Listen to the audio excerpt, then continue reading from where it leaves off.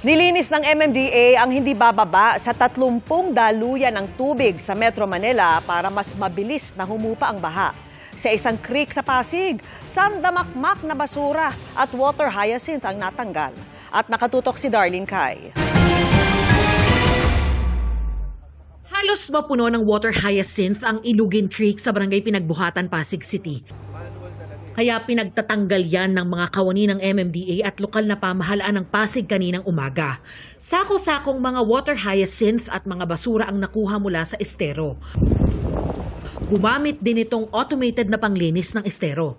Ayon sa MMDA, nalinisan na nila ang hindi bababa sa 30 estero sa Metro Manila sa ilalim ng programang Bayanihan sa Estero. Mas bibilis po yung pagdaloy ng tubig ba, i-increase natin yung capacity at mas mabilis po na makadaloy yung tubig papunta sa ating mga pumping stations.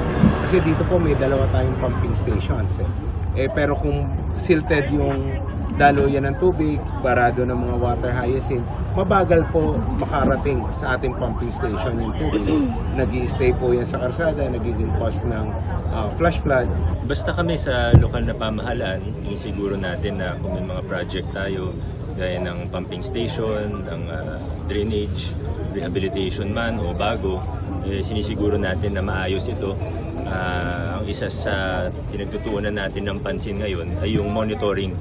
So nag-i-engage din tayo ng mga civil society groups, NGOs, volunteers, gaya ng mga College of Engineering para makatulong mag-monitor.